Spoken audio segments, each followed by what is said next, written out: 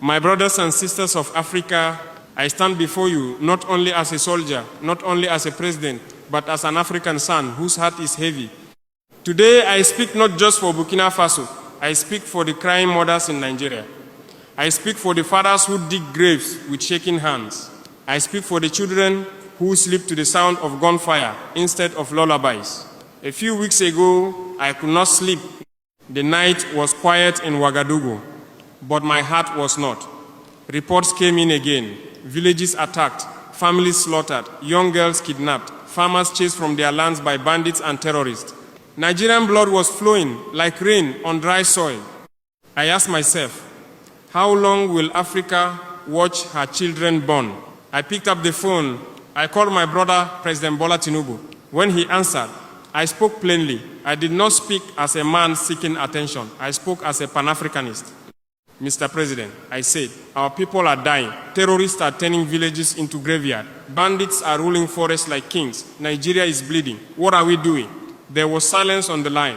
Then he replied calmly, almost casually, it is under control. Under control? But what does under control mean to a mother who just lost 3 children? What does under control mean to a farmer whose land is now a battlefield? What does under control mean to a child who has learned to run at the sound of motorcycles because that is how death arrives? My brothers and sisters, I have seen war, I have seen fear in the eyes of innocent people, and I know what it looks like when a situation is not under control. The truth is simple. Nigeria deserves peace. Nigeria is not just another country. Nigeria is the giant of Africa. Nigeria is drums and laughter. It is oil and intellect. It is strength and culture. When Nigeria shakes, Africa trembles.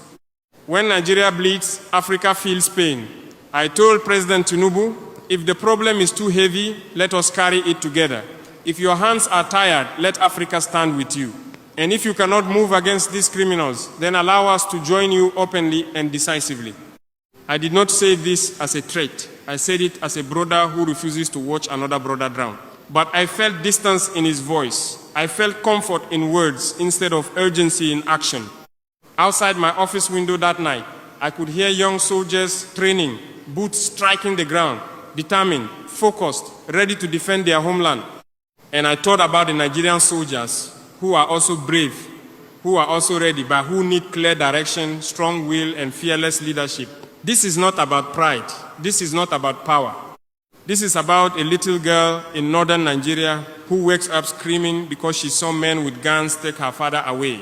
This is about a young boy who should be in school, but now holds fear in his heart instead of books in his hands. This is about villages that once had weddings and music, now silent except for the wind blowing through burnt houses. Africa must stop pretending. We cannot hold conferences while our people are buried. We cannot make speeches while our people are hunted. We cannot smile for cameras while our continent is wounded.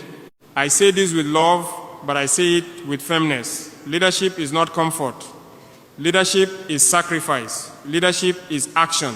Nigeria does not need statements. Nigeria needs security. Nigeria does not need denial. Nigeria needs courage. When I ended that call, I stood alone in my office. The lights were dim. The map of Africa hung on the wall in front of me. I walked toward it slowly. I placed my hand over Nigeria. I whispered, "You deserve peace." And today, I repeat it loudly so the whole world can hear. Nigerians deserve peace. They deserve to farm without fear. They deserve to travel without checkpoints of terror. They deserve to send their children to school and expect them to come home alive.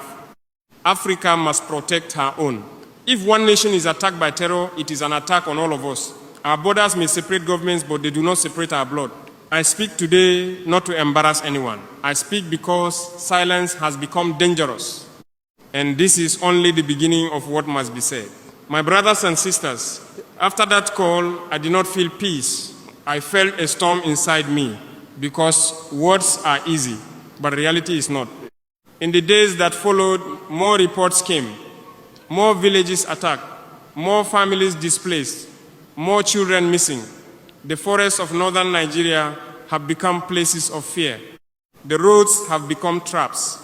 The night has become an enemy. I saw the images. Houses burned to black skeletons, cooking pots lying in the ashes, a child's sandal half buried in dust, goats wandering without owners, silence where there used to be songs. This is not under control. This is pain. Nigeria is a proud nation, a powerful nation, the heartbeat of West Africa. From the streets of Lagos to the plains of the north, it is a land of strength and creativity. But what does strength mean when villages are emptied by fear? I thought about the mothers, a mother in